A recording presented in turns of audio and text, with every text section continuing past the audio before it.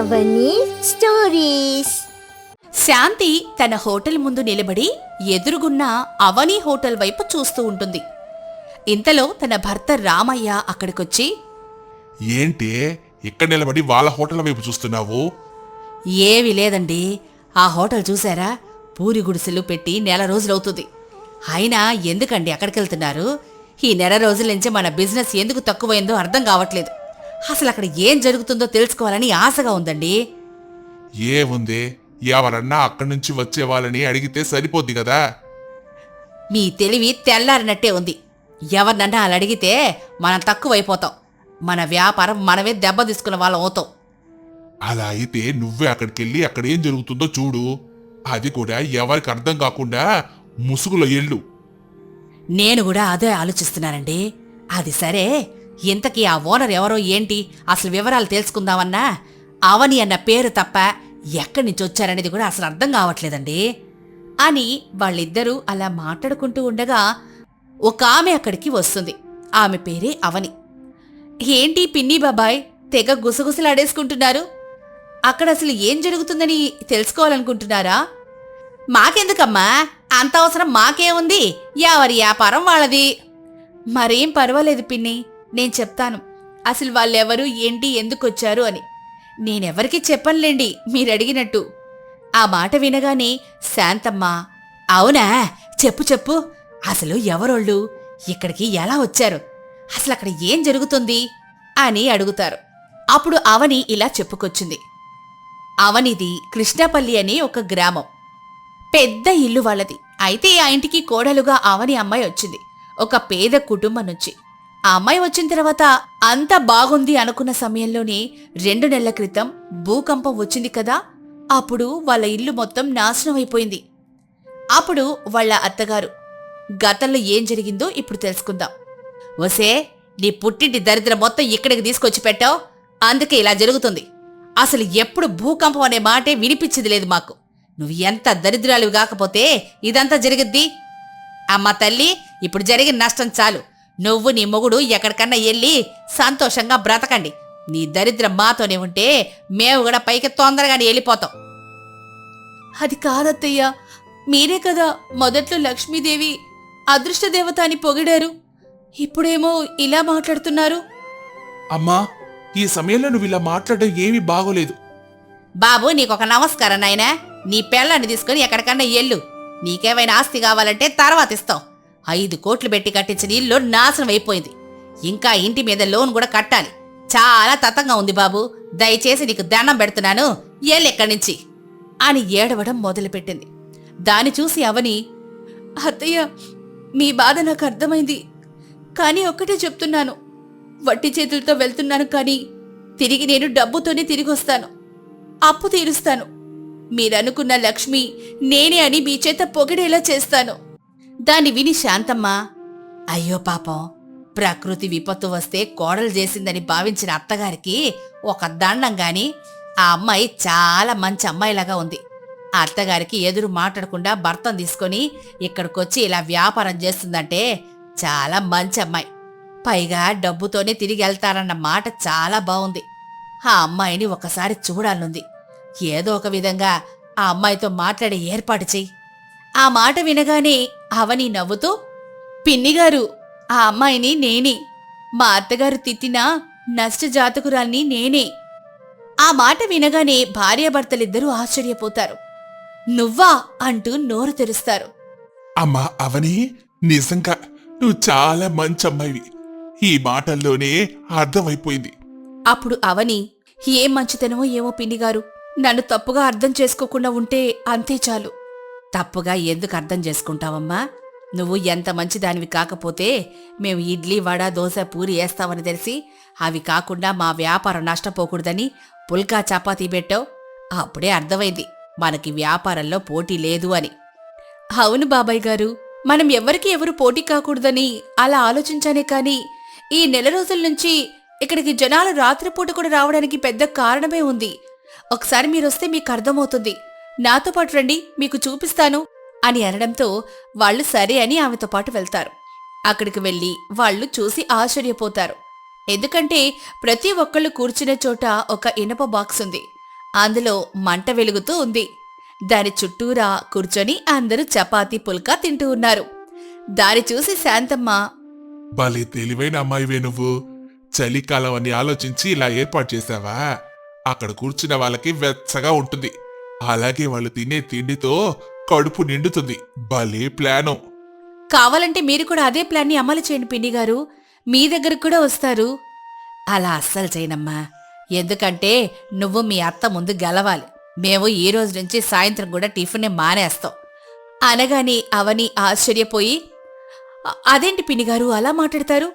మీరెందుకు సాయంత్రం పూట టిఫిన్ మానేయడం? మీ వ్యాపారం మీకుంటుంది కదా. మాకు పొద్దున పూట వ్యాపారం బావుంటుందమ్మా, ఆ డబ్బులు సరిపోతాయి. నువ్వు ఎలా అయినా మీ అత్తగారి మనసు గెలుచుకోవాలి అంటూ ఏడుస్తూ అక్కడుంచి వెళ్ళిపోతుంది. అది చూసిన అవని, ఏంటి బాబాయ్ గారు, ఎందుకు పిన్ని అలా ఏడుస్తూ వెళ్ళిపోయారు? మాది కూడా ప్రేమ వివాహమేనమ్మా. మాది కూడా బాగా డబ్బున్న కుటుంబమే. నేను దీన్ని పెళ్లి చేసుకోవడం మా ఇంట్లో వాళ్ళకి ఇష్టం లేదు. ప్రేమ వివాహం ఒకటైతే ఆమెకు నాన్న వాళ్ళు ఎవ్వరూ లేరు. తను అనాథ. అందుకే మమ్మల్ని ఇంట్లో నుంచి బయటకు పంపించేశారు. ఈ ఊరొచ్చి వ్యాపారం మొదలెట్టాం. ఆ తర్వాత మాకు కూతురు పుట్టింది. అప్పుడు కబురు పంపినా వాళ్ళు రాలేదు. మా నాన్నకి తన వల్లే దూరమయ్యానని తనిప్పటికీ బాధపడుతుంది. ఇప్పుడు మా అమ్మా నాన్న ఎక్కడున్నారో ఎక్కడికి వెళ్ళారో కూడా మాకు తెలీదు. అక్కడ వాళ్ళని కనుక్కుంటే మా తమ్ముడు అమెరికా తీసుకెళ్లాడని చెప్పాడు. అది నిజమో అబద్ధమో కూడా మాకు తెలియదమ్మా. అప్పటినుంచి తను బాధపడుతూనే ఉంది. పైగా తన్ని మా అమ్మ ఎన్నో మాటలనింది, చాలా అవమానం చేసింది, నడి రోడ్డు మీద కొట్టింది అంటూ జరిగిన విషయాన్ని చెప్పి బాధపడతాడు. దాన్ని విని అవని కూడా ఎంతో బాధపడుతుంది. క్షమించండి బాబాయ్ గారు, నా వల్ల మీరు కూడా ఇప్పుడు బాధపడినట్లున్నారు అదేం లేదమ్మా అని కాసేపు మాట్లాడి అక్కడ్నుంచి వెళ్ళిపోతాడు. ఇక అప్పటినుంచి రామయ్య వాళ్ళు సాయంత్రం పూట టిఫిన్ మానేశారు. దాని కారణంగా అవని వ్యాపారం మరింత పెరిగింది. అక్కడికి వచ్చిన కస్టమర్లు ఆ సెటప్ చూసి అవని వాళ్లతో, నిజంగా వర్షాకాలం ఇలాంటి సెటప్ పెట్టి మీరు మంచి పని చేశారండి.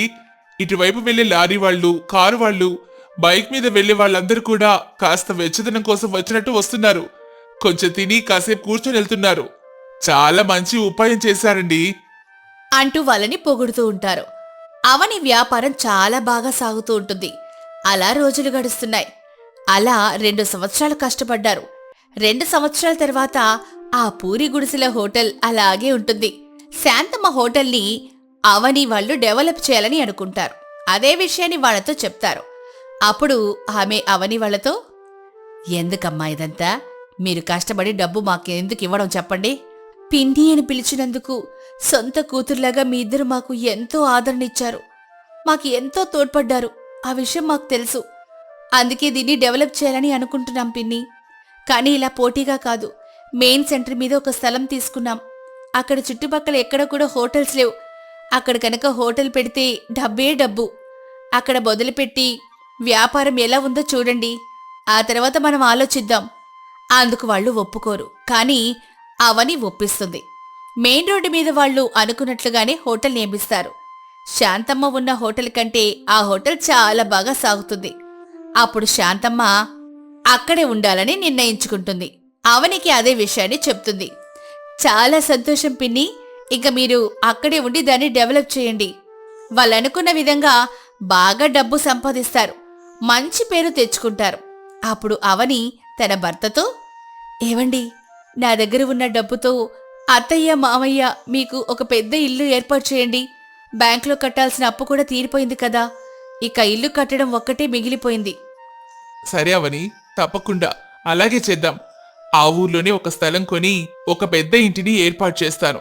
ఆ తర్వాత అవని తన భర్తను తీసుకొని అత్త వాళ్ళు ఉంటున్న అద్దె ఇంటికి వెళ్ళి, అత్తయ్య, నేను చెప్పినట్టుగానే నేను దరిద్ర దేవతను కాదు, సంపద తెచ్చిపెట్టి లక్ష్మీదేవిని నిరూపించుకోవడం కోసమే మళ్ళీ తిరిగొచ్చాను. మీరు మాతో పాటు రండి, ఇక ఈ అద్దె ఇల్లు అవసరం లేదు. వాళ్ళు ఏం మాట్లాడకుండా ఆమెతో పాటు కలిసెళ్తారు. అవని ఆ ఇంటిని చూపిస్తుంది. ఆ ఇల్లు చూసి వాళ్ళు ఆశ్చర్యపోతారు.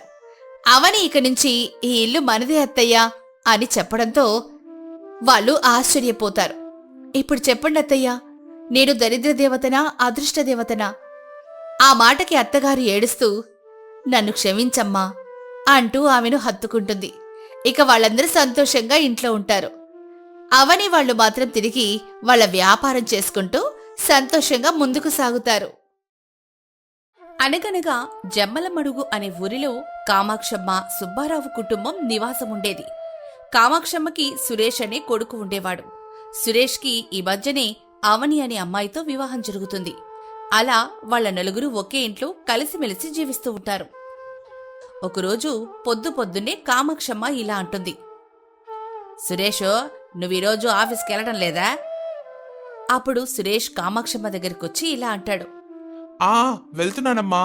కాస్త ఆలస్యంగా వెళ్తాను, కానీ నాకు క్యారేజ్ తొందరగా రెడీ చేయమ్మా. ఒరే సురేష్, ఈ వంటగదిలో ఒక్క కూరగాయ కూడా లేదురా, కాబట్టి ఈ పూటకి పచ్చడితోనో ఆవకాయతోనో నీ క్యారేజ్ కట్టిస్తాను, ఏమి? ఆ మాట విన్న సురేష్కి కాస్త కోపం వచ్చి ఇలా అంటాడు, అమ్మా, నాకు కూరలేంది ముద్ద దిగదు, కాబట్టి నాకు కూర లేకపోతే క్యారేజ్ని నేను తీసుకెళ్ళను. సురేష్ అలా మాట్లాడడం విన్న అవని గదిలో నుంచి బయటకొచ్చి ఇలా అంటుంది, అత్తయ్య, ఎందుకంతలా కంగారు పడుతున్నారు? మీ బాబుని మార్కెట్కెళ్ళి కూరగాయలు తీసుకున్నామని చెప్పండి. అలా అయితే ఆయన క్యారేజ్కి ఏదో ఒక కూర వండి పెట్టేద్దాం అని సలహా ఇస్తుంది. ఆ మాట విన్న కామాక్షమ్మ ఇలా అంటుంది, నువ్వు చెప్పింది నిజమే. నా కొడుక్కి మార్కెట్కెళ్ళి కూరగాయలు కొనడం తెలీదు. అసలు కూరగాయలు సరిగా ఎంచడం కూడా తెలీదు. ఈడమ్మాయికత్వాన్ని చూసి వాళ్ళు వీడికి పుచ్చులు, కుళ్ళిపోయిన కాయలు ఇచ్చి పంపిస్తారు. అలాగే వీడికి బేరం ఆడడం కూడా తెలీదు. కాబట్టి వీడికి 10 రూపాయలకిచ్చే కూరగాయలు 20 రూపాయలు చెప్తారు అని తన కొడుకు అమాయకత్వం గురించి చెప్తుంది. అప్పుడు సురేష్, అమ్మా, నేను మరీ అంత అమాయకుడేం కాదు. నా కూరగాయలు ఎలా కొనాలో తెలుసు, ఎలా బేరం ఆడాలో కూడా తెలుసు. ఉండు, ఇప్పుడే వెళ్ళి నేనింటికి సరిపడా కూరగాయలు తీసుకుని వస్తాను. అప్పుడు నీ కొడుకు ఎంత తెలివైనవాడో తెలుస్తుంది అని అనుకొని వెళ్లేలోపే సుబ్బారావు సంచి తీసుకుని కూరగాయల కోసం మార్కెట్కెళ్తాడు. ఇక కామాక్షమ్మ కోడలు కూడా వంట పనిలో పడతారు. అలా కాసేపు తర్వాత సుబ్బారావు మార్కెట్ నుంచి ఒక చిన్న సంచితో కూరగాయలు పట్టుకుని ఇంటికొస్తాడు. అప్పుడు అతన్ని చూసిన కామాక్షమ్మ ఇలా అంటుంది, ఏమయ్యా, కూరగాయలు తెచ్చావా? తొందరగా ఇవ్వయ్యా, అవతలకి క్యారేజ్కి లేట్ అవుతుంది అని అనుకుని సంచిలో ఉన్న కూరగాయలు తీసుకుంటూ ఉండగా సుబ్బారావు ఇలా అంటాడు, కామాక్షి, బయట కూరగాయల రేట్లు ఆకాశాన్ని అంటుతున్నాయి. బంగారు రేటుతో సమానంగా పరిగెడుతోంది కూరగాయల రేటు. కేజీ వంకాయలు 60 రూపాయలట. ఇంకా కేజీ టమాటాల ధర అయితే ఏకంగా 100 రూపాయలు చెప్తున్నాడు. అందుకే అన్ని కూరగాయలు కలిపి ఒక 50 రూపాయలకు తీసుకొచ్చాను. కాబట్టి అన్ని కూరగాయలు కలిపి కలగాయ కూర చేసేయండి. ఆ మాట విన్న కామాక్షమ్మ ఇలా అంటుంది, అవునయ్యా, నేను కూడా టీవీలో చెప్తుంటే విన్నాను. కూరగాయల రేట్లు చాలా ఎక్కువగా పెరిగే అవకాశం ఉందట. ఎందుకంటే రైతుల దగ్గర కూరగాయల పంట పండినప్పుడు వాటికి ధర తక్కువగా ఉంటుంది. అదే రైతులు కూరగాయలు పండించకపోతే దానికి ధర ఎక్కువగా ఉంటుంది. ఏం చేస్తాం, ఏదేమైనా కూరలు లేకుండా అన్నం ఒకటే తినలేం కదా. ఎంత ధర అయినా కూరగాయలు కొనక తప్పదు. అలా అత్తకోడలిద్దరు వంట ముగించుకుని సురేష్కి క్యారేజ్ కట్టిస్తారు. అలా అందరూ కూర్చుని టీవీ చూస్తూ ఉండగా అవని మాత్రం వంటగదిలో ఉన్న ప్లాస్టిక్ డబ్బాలు, అలాగే విరిగిపోయిన చిన్న చిన్న బకెట్లన్నిటిలో మట్టిని వేసి అందులో రకరకాల కూరగాయల విత్తనాలు వేస్తుంది. పని మీద వంటగదిలోకొచ్చిన కామాక్షమ్మ కోడలితో ఇలా అంటుంది, అవనే, ఏం చేస్తున్నావే ఇంట్లో? ఈ డబ్బాల్లో మట్టేంటే, ఈ విత్తనాలేంటి అని చాలా ఆశ్చర్యంగా ప్రశ్నిస్తుంది. ఆ మాటలు విన్న కోడలు కాస్త ప్రశాంతంగా ఇలా అంటుంది, అత్తయ్య, మరేం లేదు. మనం కూరగాయలు బయట కొంటే చాలా ఎక్కువ ధర పెట్టి కొనాల్సి వస్తుంది కదా. కాబట్టి ఇలా మన వంటగదిలో ఉన్న డబ్బాలను, పాడైపోయిన ప్లాస్టిక్ బకెట్లను ఉపయోగించి వాటిలో మట్టిని నింపి ఇలా టొమాటో విత్తనాలు, కొత్తిమీర విత్తనాలు, వంకాయ విత్తనాలు వేశాను. ఇవి కొద్ది రోజుల్లోనే మొలకెత్తుతాయి. అలాగే వీటికి ఎండ, వెలుతురు తగిలేలా కిటికీలను తెరిచుంచడం వల్ల ఇవి బాగా పెరిగి మంచి కూరగాయలు పండుతాయి అని తన ఆలోచన చెప్తుంది. ఆ మాట విన్న కామాక్షమ్మ, చాలా మంచి పని చేసావని, ఇన్నాళ్ళు నాకు ఈ ఆలోచనే రాలేదు. వంటగదిలో ఇలా కూరల మొక్కలు వెయ్యాలని ఆలోచన ఇది చాలా బావుందమ్మా. పోనీలే, కనీసం మన ఇంటి వాడకానికి సరిపడా కూరగాయలు పండితే అంతే చాలు. అలా అయితే మనకి మార్కెట్లో ఎక్కువ డబ్బులు పెట్టి కూరగాయలు కొనాల్సిన పనే ఉండదు అసలే సురేష్ కాస్త ఎక్కువగా కూరలు తింటాడు. ఇందాక చూసావా, కూరలు లేవంటే నాపైన ఎలా అరిచాడో అని చెప్పి వెళ్తూ ఉండగా అవని ఇలా అంటుంది. మీరనుకున్నట్టుగా కూరగాయలు బాగా పండాలంటే మీరు బియ్యం కడిగిన నీరు ఈ కూరగాయ మొక్కలకు వెయ్యాలి.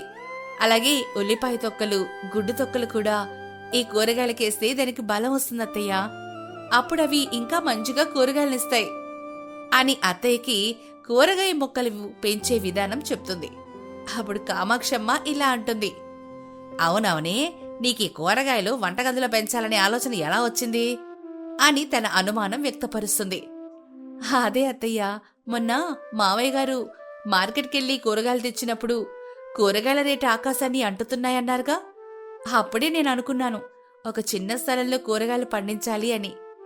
కానీ మనకి ఇంటి పెరట్లో అసలు ఖాళీ స్థలమే లేదు. కాబట్టి ఇలా వంటగదిలో పాడైపోయిన వస్తువులు ఉపయోగించుకుని వంటగదిలోనే కూరగాయలు పండించాలని అనుకున్నాను అని సమాధానం చెప్తుంది. అప్పుడు కామాక్షమ్మ, అది సరేగానవని, నీ కూరగాయలు పండించడం ఎలా తెలిసింది? ఎక్కడ నేర్చుకున్నావు? అదా అత్తయ్యగారు, నేను చిన్నప్పుడు మా అమ్మమ్మ గారి వాళ్ళ ఇంట్లో పెరిగానుగా. అక్కడ మా అమ్మమ్మ కూరగాయలను తన సొంత చేతులతో ఎలాంటి కృత్రిమ ఎరువులు వాడకుండా సహజంగా కూరగాయలు పండించేది. అప్పుడు నేను చూసి నేర్చుకున్నాను. అలాగే ఇలా కృత్రిమ ఎరువులు వాడకుండా సహజంగా పండించే కూరగాయలు ఆరోగ్యానికి చాలా మంచిది. అందుకే నేను ఇలా కూరగాయలు మన వంటగదిలో పండించాలని అనుకొని ఇదంతా చేశాను అని చెప్పి అక్కడి నుంచి వెళ్ళిపోతుంది.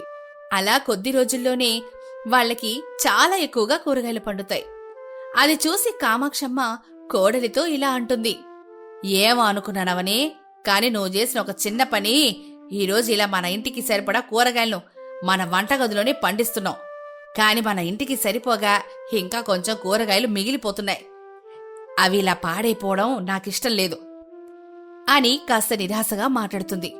ఆ మాట విన్న కోడలు ఇలా అంటుంది. అయ్యో అత్తయ్య, మీరలా బాధపడకండి. నేను దానికి కూడా ఒక పరిష్కారం ఆలోచించాను. అదేంటంటే, ఈరోజు నుంచి మన వంటగదిలో పండే కూరగాయల్ని మార్కెట్లో రేటు కంటే తక్కువ ధరకి ఈ ఊర్లో ఉండే ప్రజలకి అమ్ముతాను. అలా చేస్తే తక్కువ ధరకే మనం ఇవ్వడం వల్ల అందరూ మన దగ్గరే కూరగాయలు కొంటారు. దానివల్ల ఎవరి ఆరోగ్యం కూడా చెడిపోకుండా ఉంటుంది. అలాగే మనకు కూడా 10-20 లాభం వస్తుంది అని చెప్పి కూరగాయలు తీసుకొని వెళ్లి అలా ఊరంతా తిరిగి అమ్ముతుంది. ఇదంతా చూసిన సుబ్బారావు కోడలితో ఇలా అంటాడు. అమ్మా అవనే, నువ్వు చేసిన ఒక చిన్న ఆలోచన ఈరోజు మన జీవితాల్ని మార్చేసిందమ్మా. నువ్వు మన ఇంటి కోసం కూరగాయల పంటని వంటగదిలో మొదలెట్టావు. కానీ ఈరోజు అదే కూరగాయల పంట మన జీవనాధారం అయిపోయింది. నువ్వు కూరగాయల్ని సహజ సిద్ధంగా పండించడం వలన ఈ ఊర్లో అందరూ మన దగ్గరే కూరగాయలు కొనడానికి ఇష్టపడుతున్నారు. నీ తెలివితేటలకు నిన్ను మెచ్చుకోక నేను ఉండలేకపోతున్నానమ్మా అని కోడల్ని మెచ్చుకుంటాడు. ఆ మాట విన్న కామాక్షమ్మ, మరెవరనుకున్నారయ్యా, అది నా కోడలు. నా కోడలంటే ఆ మాత్రం తెలివితేటలుండాలి అని కోడలు గురించి గొప్పగా చెప్తారు. అప్పుడు అవని, అత్తయ్య, ఈ రోజు నుంచి మన వ్యాపారం కాస్త పెంచాలి. ఇప్పటి వరకు కొంచెం కొంచెం కూరగాయల విత్తనాలు మాత్రమే మనం వేశాం కదా. కానీ మన వ్యాపారం బాగా పెరిగింది కాబట్టి ఇంకా ఎక్కువ రకరకాల కూరగాయల విత్తనాలు తెచ్చి మనం వేయాలి. అలా అయితే ఈ ఊర్లోనే కాదు, పక్క ఊరు నుంచి కూడా మన దగ్గరికి వచ్చి కూరగాయలు కొంటారు అని తన ఆలోచనని చెప్తుంది. ఆ మాటలు విన్న కామాక్షమ్మ, సుబ్బారావు కోడలు చెప్పిన మాటకి అంగీకరిస్తారు. అలా ఆ రోజు నుంచి ఆ కుటుంబం అంతా కలిసి కోడలికి సహాయం చేస్తూ కోడలు వంటగదిలో వేసిన కూరగాయల పంటతో వచ్చిన కూరగాయలనమ్మి జీవనం సాగిస్తూ ఆనందంగా జీవిస్తారు.